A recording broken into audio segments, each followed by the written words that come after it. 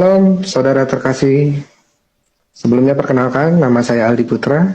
Saya dilahirkan di kota Jakarta dan dibesarkan dalam lingkungan Muslim. Bahkan kakek saya dan keluarga dari bapak adalah seorang haji. Saya didik keras oleh orang tua tentang ajaran Muslim sejak kecil.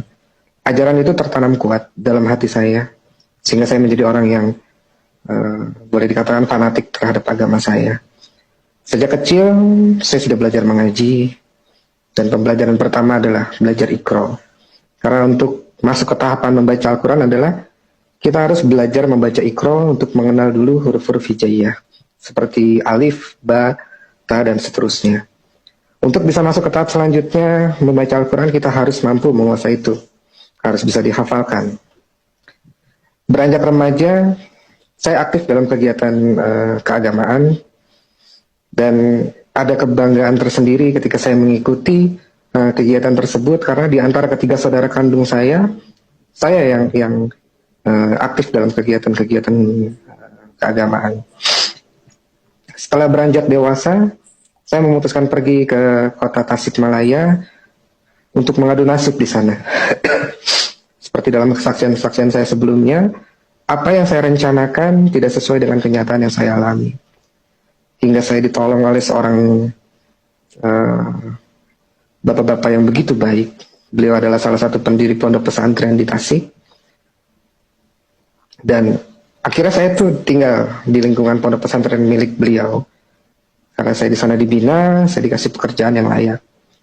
Di sana juga banyak pengetahuan-pengetahuan agama yang saya dapat yang tidak diajarkan oleh orang tua atau guru ngaji saya di Depok. Seiring berjalannya waktu, saya semakin mantap dengan agama saya. Bahkan di pesantren saya mendapat kesempatan untuk menjadi imam sholat. Sampai suatu ketika, saya dapat undangan dari imam besar Masjid Agung Tasik bersama guru-guru, para habaib, dan para kiai yang ada di pesantren untuk sama-sama mengkaji Al-Quran dan hadis. Saat saya berangkat menghadiri undangan tersebut, hati saya itu sangat-sangat sukacita karena saya bisa menambah ilmu pengetahuan saya tentang agama saya. Tapi semua itu di luar dugaan saya saat acara itu dimulai dan sudah masuk pada pembahasan-pembahasan yang lebih dalam, justru hati saya terguncang saat masuk pada pembahasan tentang gelar para nabi dan rasul.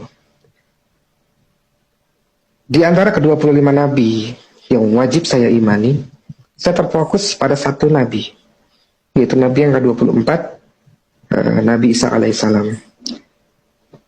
Dikatakan dalam Al-Quran, itu di surat Ali Imran, "Iz qalatil malaikatu ya Maryamu, innallaha yubashiruki bima kalimatin min husmuhul masihu Isa bin Maryama wajihan fid dunya wal akhirah wa minal muqarrabin." Artinya, ingatlah ketika para malaikat berkata, "Wahai Maryam, sesungguhnya Allah menyampaikan kabar gembira kepadamu tentang sebuah kalimat atau firman darinya, ya." Mari ambil bagian dalam pelayanan mulia ini. Central Kristen Indonesia sedang berjuang bagi gereja-gereja di pelosok yang sulit mendapatkan keadilan dalam beribadah. Padahal konstitusi sudah jelas menjamin kebebasan itu. Banyak saudara seiman kita harus beribadah dengan penuh rasa takut, bahkan tanpa rumah ibadah yang layak. Kita tidak bisa diam melihat mereka berjuang sendirian. Jadilah saluran kebaikan.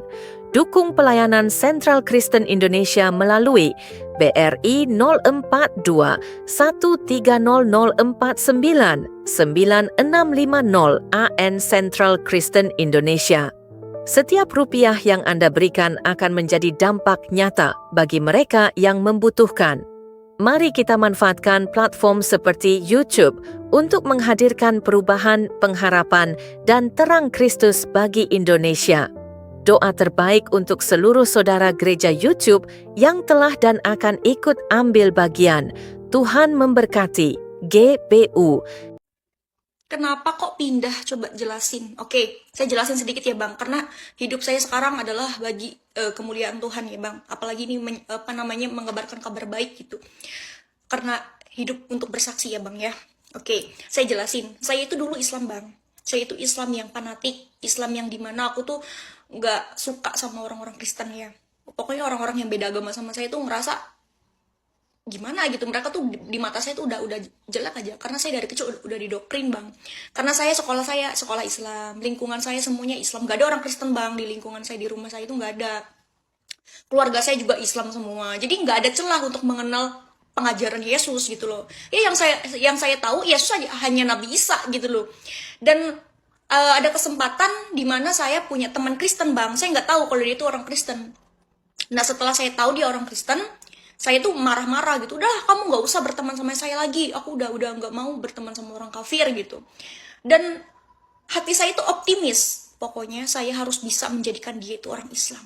Nah itu dan dimana saya itu sering menyerang keimanan dia, tapi dia tuh kuat banget sama iman dia. Saya tuh mikir, kok orang Kristen itu imannya kuat-kuat ya, padahal agama Kristen kan sering dihina, gereja dibakar, sering dimusuhin, dikapir-kapirin, tapi kok kuat gitu loh. Saya berpikir apa sih yang menguatkan dia tuh apa gitu loh ya.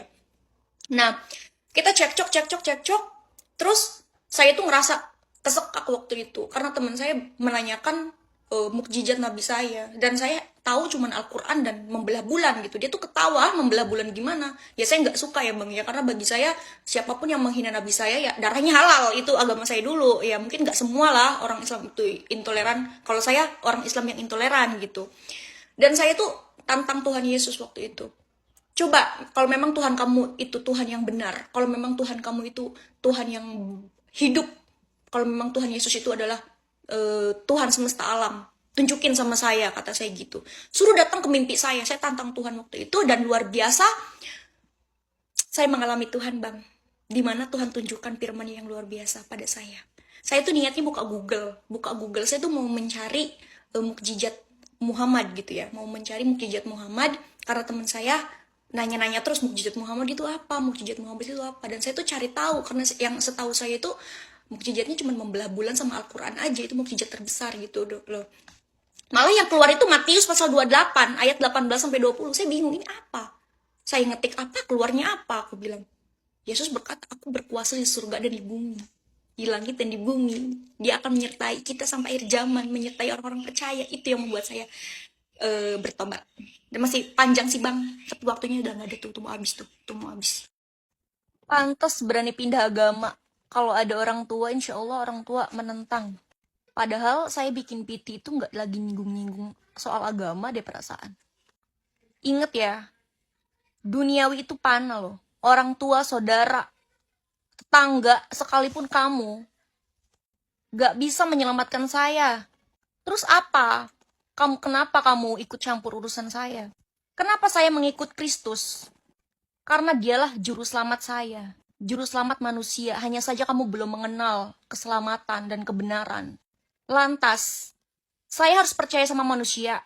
Tentu tidak, saya percaya sama Tuhan saya. Saya percaya sama Tuhan saya. Karena dia berasal dari atas, yaitu dari surga. Karena dia adalah pemilik tahta sorgawi, berkuasa di langit dan di bumi. Pada Yohanes pasal 6, ayat 38, sebab aku telah turun dari sorga bukan untuk melakukan kehendakku, tetapi untuk melakukan kehendak dia yang telah mengutus aku. Dan inilah kehendak dia yang telah mengutus aku, yaitu supaya dari semua yang telah diberikannya kepadaku, jangan ada yang hilang, tetapi supaya aku bangkitkan pada akhir zaman. Sebab inilah kehendak Bapakku, yaitu supaya setiap orang yang melihat anak dan yang percaya kepadanya beroleh hidup yang kekal, supaya aku membangkitkannya pada akhir zaman. Di akhir zaman, Yesus itu akan membangkitkan semua manusia, paham kamu? Dan asal kamu tahu, Yesus adalah juru selamat manusia, dan dia adalah hakim yang adil. Dia adalah firman Allah, firman yang menjadi manusia. Sedangkan kamu siapa? Mau menghakimi saya? Hei! Pada Yohanes pasal 8 ayat 12, maka Yesus berkata pula kepada orang banyak, barang siapa mengikut aku, ia tidak akan berjalan dalam kegelapan, melainkan ia akan mempunyai terang hidup. Karena saya ingin memiliki terang hidup, ingin mengetahui kebenaran. Saya mengikut Tuhan saya, itu Yesus Kristus sang juru selamat manusia, bukan mengikut mulutmu itu loh. Nih ya, kenapa orang Islam pindah ke Kristen, dia akan dibenci. Kamu mau tahu? Pada Yohanes pasal 15 ayat 19, firman Tuhan katakan, sekiranya kamu dari dunia, tentulah dunia mengasihi kamu sebagai miliknya. Tetapi karena kamu bukan dari dunia, melainkan aku telah memilih kamu dari dunia, sebab itulah dunia membenci kamu. Saya milik Tuhan, oke? Saya terima atas kata-kata dari kamu. Kata Tuhan Yesus, kasihilah. Karena dia tidak tahu apa yang dia perbuat. Saya mengasihi kamu dalam nama Tuhan Yesus. Terima kasih. Shalom. Assalamualaikum. Orang yang saya ikuti, nabi yang saya ikuti juga tidak mengerti nasibnya nanti masuk surga atau masuk neraka. Itulah sebabnya setiap saya sembahyang 5 kali sehari semalam, saya selalu mendoakan beliau, dan itu harus saya akui. Jadi kalau levelnya seorang Saudaraku, di zaman digital seperti sekarang, iman pun bisa dikomersialkan. Ada banyak tokoh yang tampil di layar, memakai jubah, membawa kitab, tapi isi kontennya bukan mencerahkan, malah menggoda. Mereka menjual iman rasa birahi, bukan untuk membuat orang makin taat, tapi makin terpikat. Kalimatnya penuh kata motivasi cinta, pembawaannya manis, senyumnya lembut, tapi tujuannya jelas bukan pembinaan rohani. Itu marketing libido berselimut ayat. Tuhan tidak butuh influencer yang pishmi, yang ingin dianggap paling suci. Tuhan butuh manusia yang jujur dan rendah hati. Kalau vibe dakwahnya lebih panas dari pesan moralnya, itu bukan pelayanan. Itu jualan sensasi dengan bungkus spiritualisasi.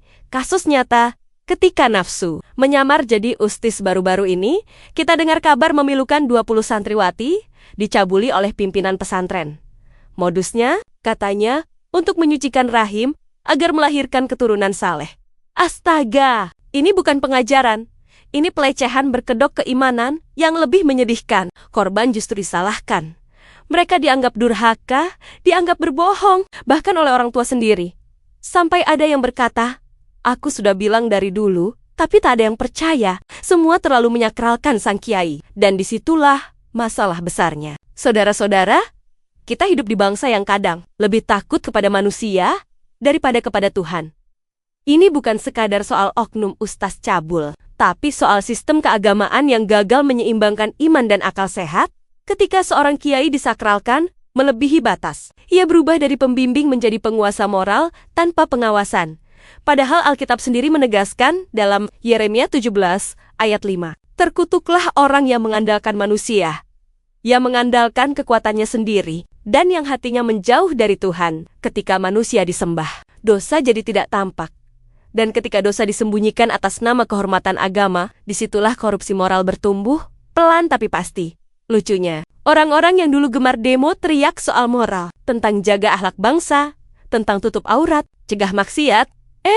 Giliran ada ustaz cabul, kok malah diam? Mana orasi-orasi mereka sekarang? Atau mungkin karena pelakunya satu kelompok, jadi pura-pura tidak tahu. Ironis bukan? Mereka cepat marah kalau ada beda tafsir, tapi lambat sekali kalau ada pelecehan. Ini bukan soal agama, ini soal kemunafikan sosial. Indonesia butuh menteri agama yang paham manajemen, bukan cuma pandai ceramah. Kita butuh orang yang bisa mengatur urusan seluruh umat dengan adil, tanpa membeda-bedakan karena mayoritas atau minoritas, yang penting bukan jubahnya, tapi kompetensinya.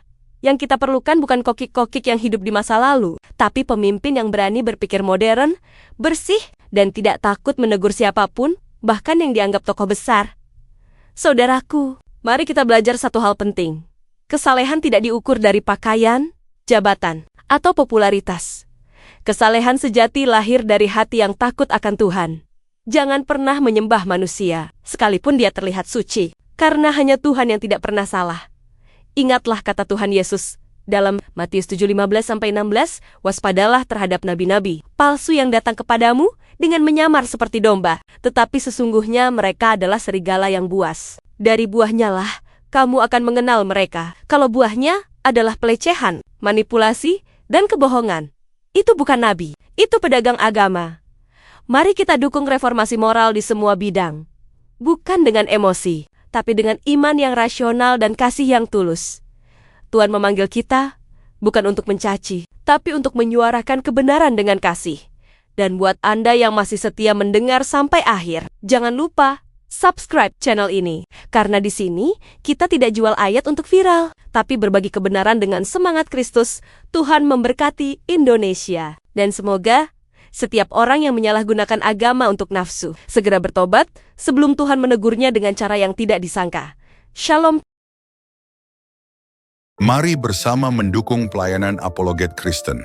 Saudara yang terkasih, kami mengajak Anda untuk menjadi bagian dalam mendukung pelayanan Apologet seperti Forum Komunikasi Pelayanan Penginjil Indonesia, FKPPI, Apologet Kristen, dan juga Komunitas Kristuber, Kristen YouTuber Indonesia. Rekening donasi Bank BRI 0421 010048 7056 0 atas nama Generasi Muda FKPPI atau cukup scan barcode yang tersedia di layar. Pelayanan ini ada untuk membela iman, menguatkan jemaat, dan membawa terang Kristus di tengah dunia yang semakin penuh tantangan. Kami membuka pintu selebar-lebarnya bagi siapapun yang ingin menabur dan mendukung pekerjaan Tuhan ini. Kami tidak memaksa. Ajakan ini hanya untuk mereka yang benar-benar rindu dan merasa terpanggil untuk membantu. Dan jika saat ini saudara belum bisa mendukung secara materi, doa saudara adalah dukungan yang sangat berharga. Karena kami percaya doa yang tulus memiliki kuasa yang luar biasa. Mari kita gunakan media sosial sebagai alat untuk berdampak baik dan menjadi berkat bagi banyak orang. Terima kasih untuk setiap dukungan, sekecil apapun itu. Dukungan Anda sungguh berarti bagi kami dan bagi pekerjaan Tuhan. Tuhan Yesus memberkati. GBU. Ayo jadi berkat lewat tangan kita. Saudara-saudari yang terkasih, ada sebuah pelayanan luar biasa yang sangat membutuhkan dukungan kita. Yayasan Cipta Pelita Kasih. Tempat ini bukan hanya sekadar rumah, tapi juga menjadi sekolah bagi anak-anak yang tidak mampu bersekolah.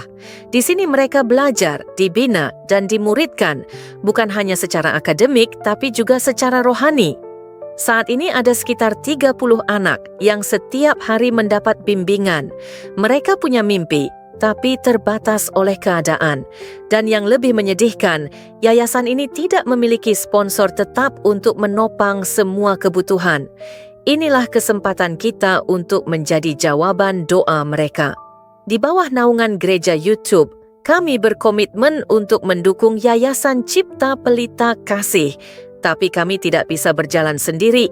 Kami butuh hati-hati yang tergerak untuk bersama-sama menjadi saluran kasih. Mungkin yang bisa kita berikan tidak banyak, tapi ketika banyak tangan bergerak bersama, hasilnya akan luar biasa. Media sosial tidak hanya untuk hiburan, tetapi bisa menjadi alat untuk membawa terang dan harapan, termasuk untuk anak-anak ini yang masa depannya sedang kita pertaruhkan. Mari jadi saluran kasih. Jadilah bagian dari perubahan hidup mereka. Rekening donasi BRI 04210 1003 42 0566 atas nama Yayasan Cipta Pelita atau bisa melalui scan barcode di kris ini. Kebaikanmu hari ini akan menjadi dampak nyata bagi banyak orang melalui Yayasan Cipta Pelita. Mari kita gunakan platform seperti YouTube untuk menghadirkan perubahan dan harapan bagi Indonesia. Doa terbaik untuk seluruh sahabat gereja YouTube yang telah dan akan ikut ambil bagian. Tuhan memberkati.